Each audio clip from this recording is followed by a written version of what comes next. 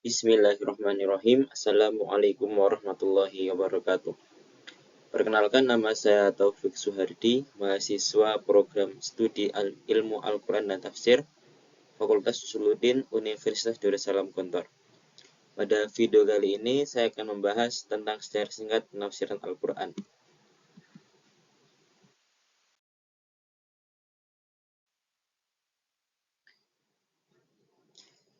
Pada video kali ini, saya akan membahas yang pertama adalah definisi tafsir, yang kedua, ilmu tafsir dan perkembangannya, dan yang ketiga adalah gaya dan metode penafsiran. Untuk yang pertama, definisi tafsir.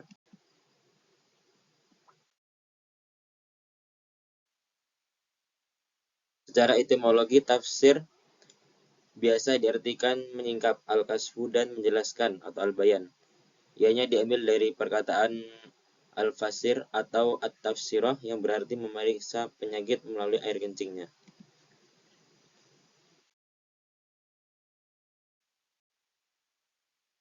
Secara terminologi, tafsir merujuk kepada ilmu untuk memahami kitab Allah yang diturunkan kepada Rasulullah SAW. Penjelasan mengenai makna-makna kitab Allah dan mengeluarkan hukum-hukum dan hikmah-hikmahnya. Yang kedua, ilmu tafsir dan perkembangannya. Periode pertama pada zaman Rasulullah SAW dan sahabat. Rasul SAW menyampaikan, menerangkan, dan menjelaskan isi Al-Quran. Jika ada di antara para sahabat yang berselisih atau tidak mengerti mengenai kandungan Al-Quran, mereka merujuk langsung kepada Rasulullah SAW mengenai makna sebuah ayat di Al-Quran sekaligus penjelasannya. Setelah Rasulullah SAW wafat, para sahabat radhiyallahu anhum menafsirkan Al-Quran dengan sangat hati-hati, walaupun mereka menyaksikan bagaimana dan bila serta mengapa ayat-ayat Al-Quran diturunkan, dan walaupun mereka adalah sangat fasih dan mahir dalam bertutur kata dan berhujah.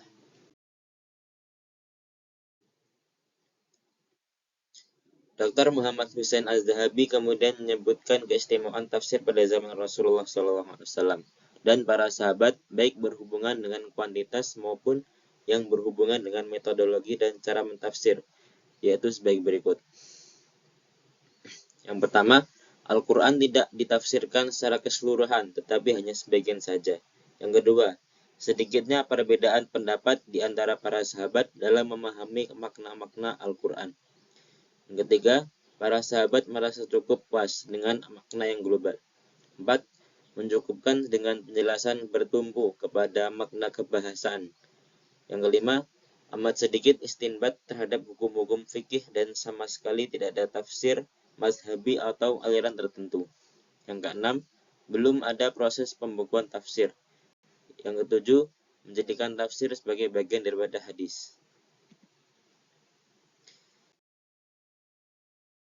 Adapun yang paling terkenal daripada para sahabat dan yang paling banyak mengetahui tafsir Al-Quran serta paling banyak meriwayatkan dari Rasul SAW, di antaranya adalah Ali bin Abi Thalib, Abdullah ibnu Mas'ud, Abdullah ibnu Abbas, dan Ubay bin Ka'ab.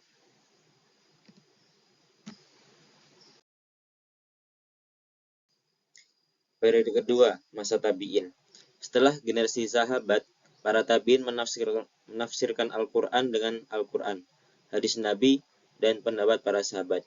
Selain itu, baru mereka mengembangkan penafsiran sendiri berdasarkan ijtihad pada masa tabi'in. Tafsir belum merupakan sebuah disiplin ilmu yang berdiri sendiri. Tafsir masih merupakan bagian dari hadis.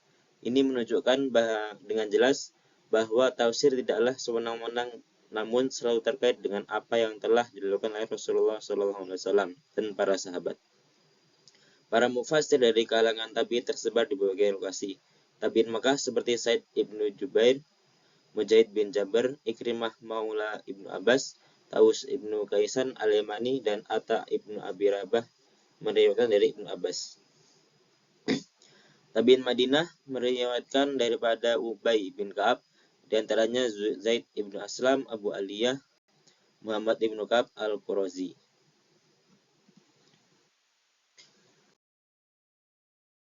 Tabi'in Irak seperti Alqamah ibnu Qais, Masruq ibnu al-Ajda, Aswad ibnu Yazid, Murrah al-Hamdani, Adah al-Sadusi meriwayatkan daripada Abdullah ibnu Mas'ud. Karakteristik yang paling penting pada tafsir era ini adalah bahwa tafsir pada periode ini mulai mengalami hal-hal berikut.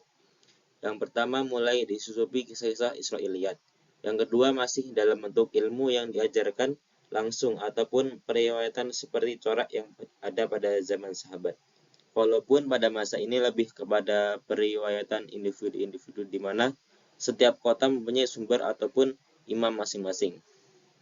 Yang ketiga, tampak mulai muncul bibit-bibit perbedaan mazhab. Dan yang keempat, mulai dikenal perbedaan tafsir yang sebelumnya tidak dikenal pada periode sahabat.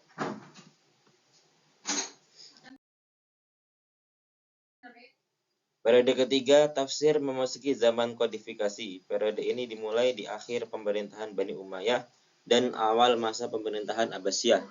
Demikianlah tafsir berkembang dan kitab-kitab yang dikarang mulai menampakkan aliran-aliran yang berbeda-beda. Istilah-istilah ilmiah mulai terbakukan di dalam ungkapan-ungkapan Al-Quran, hingga akhirnya tampaklah warna filsafat dan sains dalam khazanah tafsir. Begitu pula gaya sufi dan berbagai aliran dan sekte mulai tampak dengan jelas. Sejak dari abad pertama sampai abad ketiga Hijriah, dari berbagai tafsir Al-Quran, belum ada yang memuat tafsir Al-Quran secara utuh. Penafsiran Al-Quran secara keseluruhan baru bermula pada abad keempat. Ini pertama kalinya dipelopori oleh Ibnu Jarir At-Tabari, menulis Jami'ul Bayan fi Tafsir Al-Quran.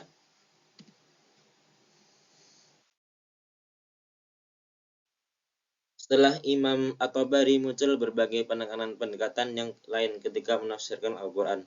Penekanan dari aspek bahasa diantaranya dilakukan oleh Al-Zajjad dalam tafsirnya Ma'anil Quran, Al-Wahidi dan Abu Hayyan Muhammad Ibn Yusuf Al-Andalusi dalam tafsirnya Al-Bahar Al-Muhit. Dari penekanan sisi teologi, penafsiran dilakukan diantaranya oleh Zamakhsyari dan dengan kitabnya Al-Hashaf dan Haqa'iq Gomit At-Tanzil. Fakhruddin Ar-Razi dalam kitabnya Mafatih Al-Ghaib, juga Al-Baidawi dengan Anwar At-Tanzil wa Asra At-Ta'wil. Penekanan terhadap aspek hukum dilakukan oleh Al-Jassas dengan karyanya Ahkam Al-Quran, Ibnu Arabi dengan karyanya Ahkam Al-Quran, dan Al-Qurtubi dengan kitabnya yang tersohor Al-Jami' Al-Ahkam Al-Quran. Penekanan terhadap isyarat-isyarat Al-Quran yang berhubungan dengan ilmu tasawuf misalnya disusun oleh Mahmud Afandi Al-Alusi dalam kitabnya Tafsir Al-Quran Al-Azim wa Sabil Matoni.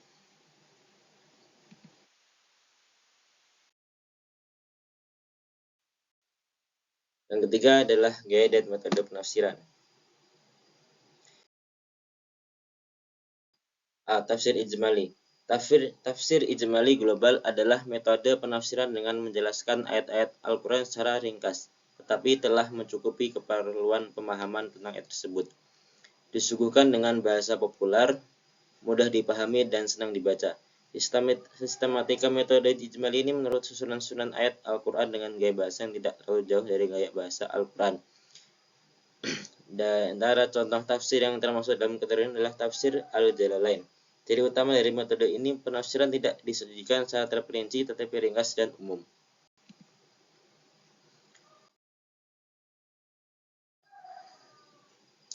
Tafsir Tahlili.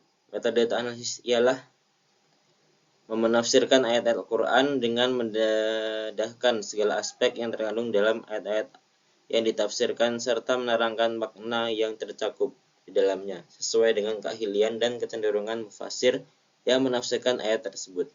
Sistematika penafsiran tetap disesuaikan dengan urutan ayat-ayat dalam mushaf, tetapi uraiannya telah menyangkut pada kosakata, konotasi kalimah, asbabun nuzul, munasabah serta analisa atau pendapat mufasir berkaitan ayat tersebut sudah muncul.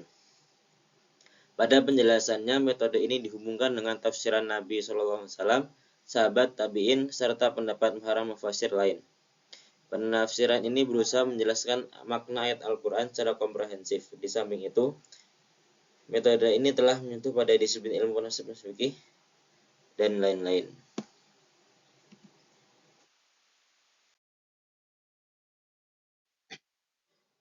Tafsir muqarin. Pada dasarnya muqaronah berarti perbandingan.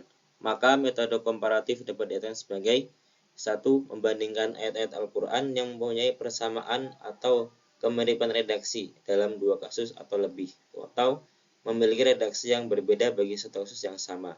Yang kedua, membandingkan ayat Al-Quran dengan hadis yang pada lahirnya terlibat pertentangan.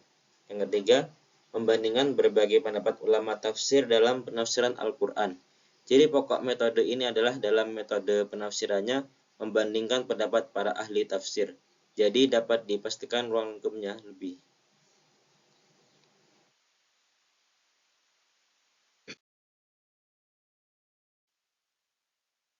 Kemudian tafsir maudhi'i atau tematik. Yang dimaksud dengan metode tematik ialah membahas ayat-ayat Al-Quran sesuai dengan tema atau judul yang telah ditetapkan. Semua ayat yang berkaitan dihimpun kemudian dikaji secara mendalam dan tuntas dari berbagai aspek yang terkait dengannya, seperti asbabun nuzul, kosakata, munasabah, majas, kalimat, dan sebagainya. Penafsiran ini didukung oleh dalil-dalil atau fakta-fakta yang dapat dipertanggungjawabkan secara ilmiah. Ciri utama metode ini adalah menonjolkan tema, judul, atau topik pembahasan. Dalam sumber yang lain diartikan sebagai menghimpun ayat-ayat Al-Quran yang tidak mempunyai maksud yang sama, dalam arti sama-sama membicarakan satu topik masalah dan menyusun berdasarkan kronologi serta sebab turunnya ayat-ayat. Kemudian penafsir mulai memberikan keterangan dan penjelasan serta mengambil kesimpulan.